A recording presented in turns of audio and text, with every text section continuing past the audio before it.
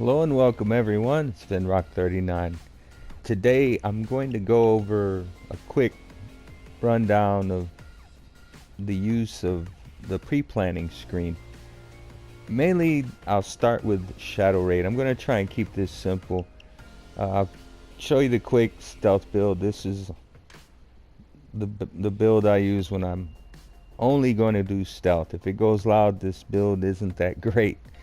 But if you can keep things quiet, this build will serve you so well. But I'm not going to go into detail. I'll just give you time to see the screen and the basic skills that I use. Some of them are aced, but basically this is what I do when I stealth. Noticed all the drill skills are aced, and trip mines, that's important. Oh, and jack of all trades. If you're not familiar with this skill, good lord, you get to carry two things instead of one, like a doctor bag and an ammo bag, or first aid kits, and an ammo bag. It just really doesn't matter. But in the second slot, you only have, I believe, half of what you could normally carry if it was in the primary. So aside from the ammo bag and the doctor bag and maybe like the armor bag, which no one really uses, but yeah, for the most part, if it's something that has a number of things, let's say trip mines or first aid kits, they're going to be reduced. If it's a ECM, it's going to be reduced from 2 if you had it in the primary to 1 if you had it in the secondary. You see, the shinobi tree is almost maxed out. I don't really need to carry 2 body bag cases. I try not to kill too many people, but usually you can buy it in the assets during the pre-planning to add another body bag case to the map. And high value target is another very important skill in my opinion when it comes to stealth, because you can mark characters and they stay marked so much longer. The only ones you can't really mark are civilians, but that goes without saying. Now, the high value target A skill also works in conjunction with trip mines. So if you put these out in sensor mode during stealth, they'll automatically be in sensor mode. It'll be a blue beam instead of a red beam. That lets you know that it's a sensor, not an explosive. Anyone that walks through that, civilians and guards alike, will trip that sensor and it'll mark them. And if you're using high value target aced, it marks them for a lot longer than if you didn't have this skill. That being said, no, and there's nothing in fugitive with my stealth build. Alright, so here we are in the pre-planning stage. Some folks choose the thermite paste, and hey, I'm not saying you're wrong. I'm sure you've completed the mission plenty of times using thermite paste. I did in the past. But I've learned that it's best to use other items. Body bag case, I'll put on the second floor storage. A spy cam, I put on the southwest crane, because in some cases a guard will be either stationary at the corner or he'll be walking back and forth between the middle of that area in the back all the way to the waterfront garbage can, the dumpster, which is what I'm going to put up next, this loot drop off. Mainly because as soon as you get done putting it in there, it's counted like you put it in the van. Instead of having to take it from where you're getting it all the way back to the van and then come all the way back, it's just a lot of time. Now if you had a full 4-man squad, I guess people who don't really stealth well can wait in the tunnel. It's something for them to do, I get it, but when you have experience and the right gear, you don't need anyone to do this mission, to be honest. Now you could take the zip line to the neighboring roof, but once again you'll have to have someone, if not yourself, take those items off the roof and put them into the van.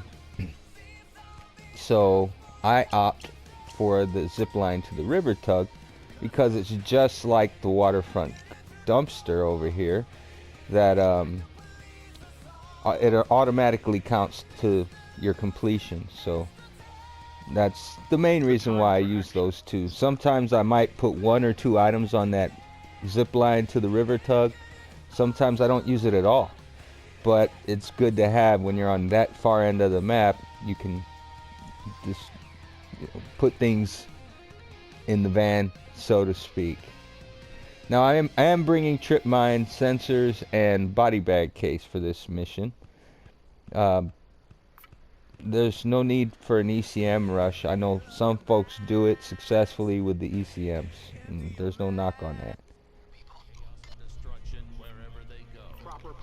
Okay, this is your basic bank heist. Cash deposit, last day of fire starter, minus the electrified vault if you're doing just the bank job.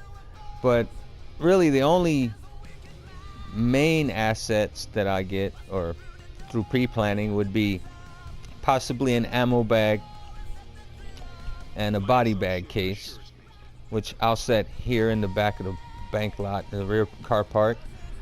And the ammo bag, you can set one.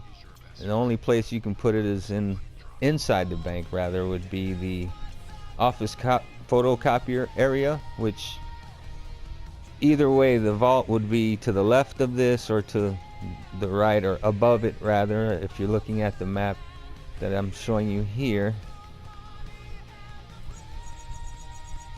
Vault access, there's 2 of them, and there's 2 security rooms here. So the other thing I would get would be insider help, and that would just be to get a key card, and I'd set it over here behind the tellers area, because opening a security room here that's on the side of the bank rather, as opposed to the security room that leads to the roof access, this one's a lot harder to use a ECM to open the door. So if you get the key card, you simply walk up, interact with that key card, and the door opens immediately. Using an ECM takes a bit of a timer, and if guards are patrolling or civilians might be gathered in that customer waiting area, they might spot you in the time it takes to unlock the door with an ECM jammer. So I highly recommend putting a key card behind the teller's office, just to make life a bit easier. Those are the main 2 assets I get. You can get surveillance cameras if you want, but really there's no point. If you can get into the security room, you can use the cameras in there to highlight everyone moving around or not moving around. The whole map can be highlighted more or less. Another bit of advice: if you've already masked up, you might want to take care of the walking civilians on the outside of the bank. They usually walk on the sidewalks across the street from the bank, on either side, the front or the side of the bank, mainly because if you're using a saw like I have in this loadout here, it's a loud saw, so I can pretty much intimidate all the civilians after I've gotten rid of all the guards, because you only really start with 6 zip ties. With this particular build I have, it's 6 zip ties, and the shinobi skills are all maxed out except for carrying an extra body bag case. If you can use your cable ties to get all the people that walk around the map as opposed to everyone in the bank, you won't have to worry about that one civilian that might hear the saw when you want to get everyone down, and he might not be reachable. Even though he can hear the saw, he'll get down, but you won't be able to zip tie him, and in some cases you can't even use throwable to eliminate him. So best advice I have is to get the people on the outside before you're going to use the saw to dominate the bank, because once you make noise with this saw and you have Stockholm Syndrome basic, the civilians are going to be intimidated. They'll drop down, they won't run to the panic button, and they won't bother calling the police.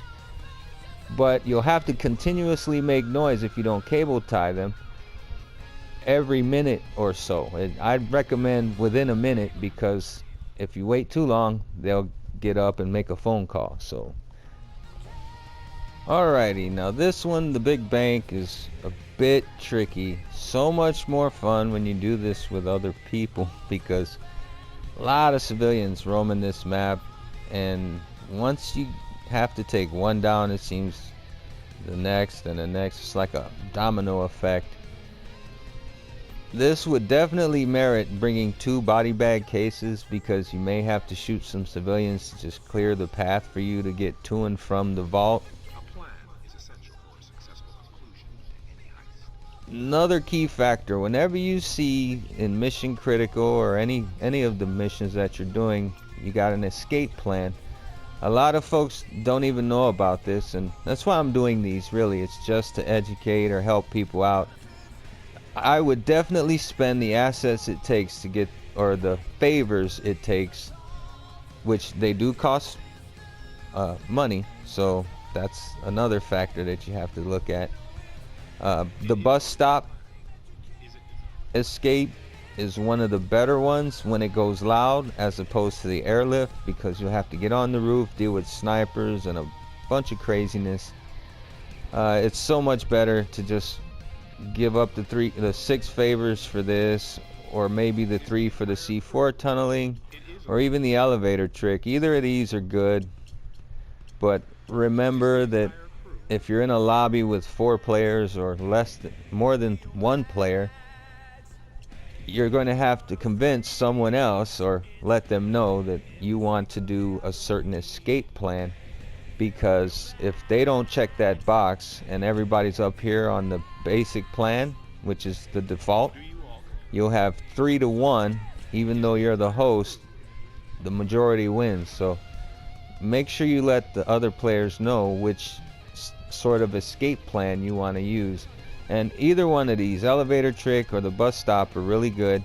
C4 tunneling is also good, except it brings you along a path that exposes you to multiple snipers, and if you're not aware of that, they will drop you really quick and could ruin your whole thing. So if you're going stealthy, you don't want to use the C4 tunneling, because if you stealth the whole thing and then you blow up the wall, I'm sure that's going to set off the alarm. I've never tried it in stealth. I've always done the elevator trick when I do the stealth move. So that's that as far as the escape plan. Now if you are stealthing, I highly recommend the elevator trick. It costs you less favors. And your safe cracking plan, you can do the thermite, and either one, it doesn't matter. But if you're doing it in stealth, you're going to crack open that vault. You don't even need the beast. You won't use any of these really to get it done, I don't think, because you'll hack open the vault. Now if it goes loud, I would just go ahead and use the beast, because it's free of charge. All 3 of these cost 5 favors, and if you're doing this with other people, you might want to use one of the other assets that you can place on the map. Now as far as insider help, you can get a key card and put it anywhere you want. That's fine if you want to do that, but I highly recommend in stealth you get the poison cake and you set it in the entry hall, because if you're stealthing the front of the bank, all of this stuff here you're doing stealthy. When you get back there, you still got, I believe, 4 guards, if not 3 or 4. But using this poison cake will have that guard in this entry hall occupied. He'll be sick. So you can literally sneak past him without even shooting him if you didn't want to. There is a security guard on cameras back here, somewhere around here. They don't show it highlighted, but oh wait, no, see, it really doesn't show where the security room is in here, but that's neither here nor there. Oh wait, there it is. So you can have a security room here where that cross lines is. It looks like a door. I'll put it at the edge of the map right there next to the stairwell. And this is the other location for the security room. It looks the same, except it's above the meeting room next to the vault access. getting back here, you wouldn't even have to worry too much. You might have to kill the guards back there, but that's a different story. But stealthing this one is a bit tricky when you're all alone. I mean, it's hard. But if you do make it, I recommend bringing a silent saw instead of a loud saw.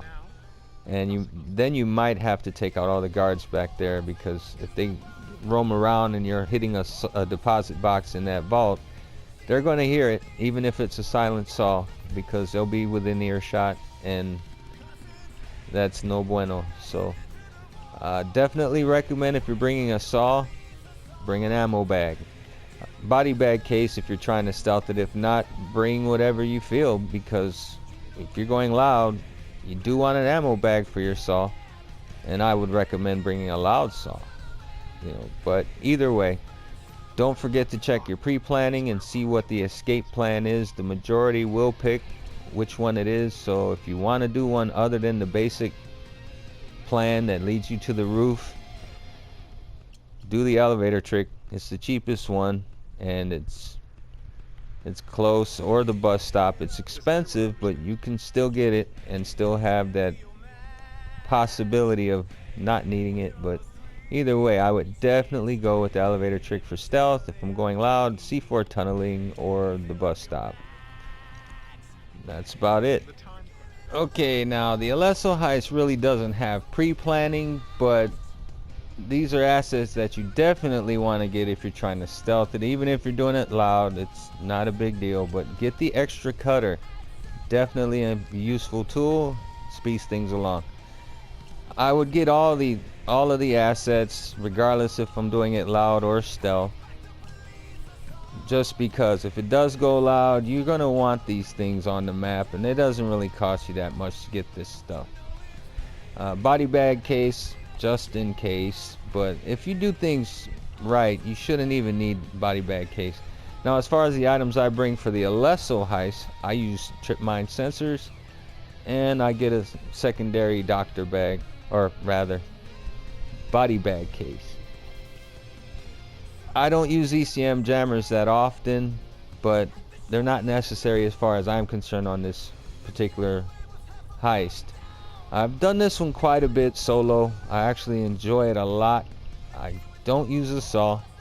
I go for my old trusty Cavity 9mm that's been modded quite extensively, and then I also go ahead and pick up that Judge shotgun that's silenced, and it's got all the little bells and whistles that I love.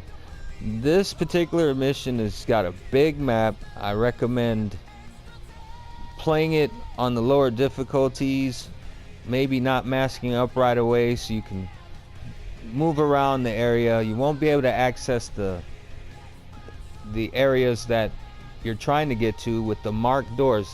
The only doors you need to open really are the ones marked with an X next to them. I'm only bringing that up because I've had players unlocking all the doors, and if you're trying to use them for cover to get away from somebody noticing you, it makes sense. I get it. But to open all of them when you only need to open 5 doors with a marked X on them or on the side of them, that'll help you save some time. So, the trip mines are basically, I set up in strategic locations that lets me know when the guards are coming, just like I mentioned in the Shadow Raid mission. I didn't show any gameplay in any of these really, because I think you guys should experience it yourself, and I'm sure there's enough YouTube content out there that you can find a way better player to show you how to take advantage of some of these stealth missions. But yeah, if you're doing the Alesso heist, I highly recommend trip mine sensors and a body bag case. Use whatever you got, just make sure it's silent or it's quiet. You don't want to set off the alarm. This mission is quite difficult for one player to do in loud. Actually, very hard to do loud. It's not impossible, but it's hard to do. Alright, now the Golden Grin Casino. This one is a real bear if you're trying to do this alone. This is another one where the vote matters. I would recommend the van escape, but that uses 8 of your 15 favors, so it's pretty pricey. The limo escape is it's gonna be loud, you know, so I wouldn't move everything through the casino. So I definitely, if you're going stealth, choose the van escape. If you're going loud, it doesn't matter, then I'd go with the limo, but I would still keep the van escape just because it's right next to the area that you're going to be moving all those bags of cash out. So van escape is the one that I would use. Now the entry plan, it's what you want. I would go with the silent entry. That's free of charge and you don't have to even select that.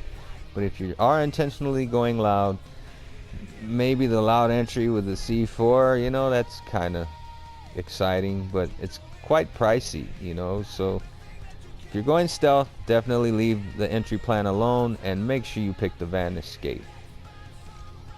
Now as far as items, if you're going stealth, I would definitely get the I think it's in backup, yes, the Heartbreak Annie. She's real useful in the VIP room, which you're going to have to go in there eventually. She's going to distract the pit boss so you can get the code. It'll be close by, but it's useful. This is one that you might want to get for a fact. But other than that, you can go with this sniper. He'll spot for you on either side, one or the other.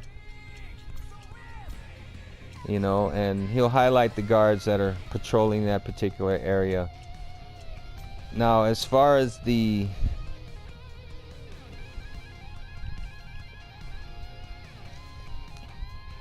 upgrades for the BFD, the big effing drill, I think that's what that stands for, these I would only use in loud. So if you know you're going to go loud, I would get these things, but they're not that cheap. They're going to cost you some favors. You still have 5 favors left if you take the Heartbreak Annie and the escape plan of van escape. So you have 5 left. I think it's a better idea to let, maybe if you got a full crew, 1 or 2 guys can mask up, and definitely one of you should keep his mask off and spot for him. Make sure you have those skills that allow you to mark a player. I think it's high value target, and oh my god, this is bothering me so bad. It'll be in the Shinobi tree. It's one of those, I think you aced the first skill. I'm sorry, I should have did my homework and had that already for you, but I don't write scripts for these. This is all as I go. But definitely insider help, not insider help. You want to get the backup Heartbreak Annie if you're stealthing. If not, it's whatever you want. You don't even need to get anything. But the BF drill upgrades will help you speed things along if you're going to go loud for sure. But that's all up to you. I'm just trying to show you all the options that you have. And that's why it can really get out of hand. You could even have a sentry gun, you know, placed on the map for you to get later, which is kind of cool. If you have the extra battery attachment, then you won't have to use 2 power cables in loud. You can use just 1 to power the drill. So that's an option. I mean, you have a few options. If you're going loud, you won't be too hindered by all the options you have. But now something else like this unlock doors, unlock cage doors, that one might be useful. The guitar case position, don't waste a favor on that. You can just keep your mask on anyway. You don't have your gear when you start if you're doing it silent, and you can find it pretty easily. Until you find your gear, you can walk through guards, stand in front of cameras. You can even gamble. You can waste time gambling, you know. And if you have those stealthy skills that detect enemies when you stay still, you'll be highlighting guards while you're inside anyway. So as far as the spotters go, the actual living player spotters that you bring with you in the heist, they could waste their time walking around gambling and whatnot. Actually, you can win cash hitting those slot machines and stuff like that. So it's just an option. Now, as far as additional equipment, that vault gate keychain, you don't really need that in my opinion, but you can use that or bring a saw or just drill them out. If you're doing it in stealth, it's not that hard. You can just drill them quietly if you have all those particular skills, and you'll get it done. But if you don't want to drill them out, get the vault gate keychain and you'll be able to open up the gates without using a saw. Well, that more or less handles it. I'm not really, I don't think there's many more, but I think after running these, you'll get used to breaking out the pre-planning if there is any. If there's not, you'll start looking to get the assets.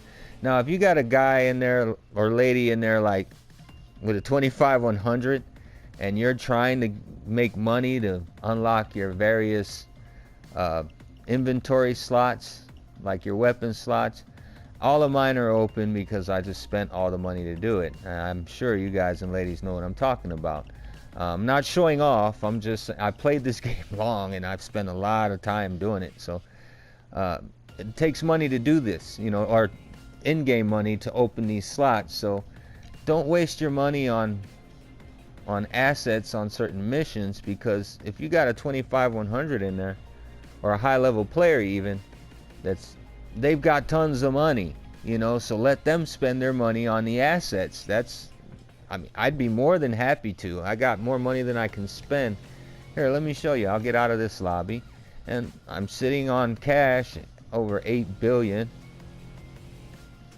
Yeah, that's 8 billion. And offshore account is over 11 billion. Once again, I'm not bragging. I've played this game a long time. So let them pay for all those assets, because you're going to use all that cash to unlock your inventory slots, even your profile slots, if I'm not mistaken. I have 15 that I can use, and if you haven't maxed everything out yet, I believe you have to pay cash for these as well. So save your cash. If you got somebody in there like me, if I'm in your lobby, I'll pay for everything. Don't worry about it. Even if we fail and restart 100 times, I will still pay for all the assets if you want assets on the map. If not, if you're not paying for them, I'm going to pay for them anyway.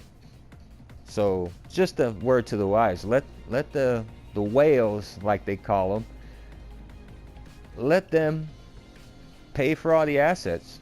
I mean, it's not going to hurt. Once again, I'm sitting on so much cash. I can't spend this anymore. There's nothing else I can do with money, so why not let me pay for all the assets and all the pre-planning? You just tell me what you want. You know, if you don't want a certain thing, just let me know and I'll pick what you want. That's how easy I am. I'm not a bragger. I'm not all that. I'm okay. I like to say I'm a decent player. I can hold my own from Death Wish on down. I'm not going to play Death Sentence with too many people unless it's stealth mission. Yeah, I'm more than happy to host games if you're having trouble with buying certain missions, because once again, you go on CrimeNet, if you're waiting all day for, let's say you want to do a shadow raid on Death Sentence, or it's going to it hardly pops up on its own. So I can easily go into Contract Broker and simply buy that one. You know, I mean, let's be honest, how much does it cost?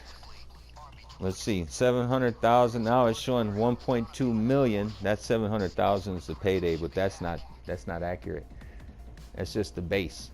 But yeah, the offshore cost is 1.2 million. Don't waste your 1.2 million on that. If you know, you can find a friend that's going to host the lobby that's loaded, let them do it. As you can see, I shouldn't even be showing this. I've done this mission on Death Sentence quite a few times, but that's neither here nor there. But yeah, so that's another thing in pre-planning. If you got somebody that's sitting on a lot of experience, a lot of, you know, maxed infamies and stuff like that, let them spend the money on those assets. You know, it just let them know if there's something that you want or don't want on there. Let them know, or pick something else, because you can override them, but I believe it will cost you. I'm not totally sure on that, but yeah, I hope this video helps you guys and ladies, you know, look at the pre-planning a little more in depth, and maybe plan out your missions accordingly, because it really does help, especially when you're doing these missions by yourself, especially the stealth ones. You know, they're definitely doable solo on the highest difficulty. You don't need a ton of armor, you don't need a bunch of bad weapons, you know, just a decent little pistol. Even this Bernetti 9, it's not all that. The damage is low, the accuracy's not that great, you know, it's nothing I would want to take into a gunfight for real, but it works. You know, you just, if you're not detected, you don't have to dump 100 rounds in them, just one tap and it's over. So that goes without saying also. So as always, take care, be well, and good games, everyone.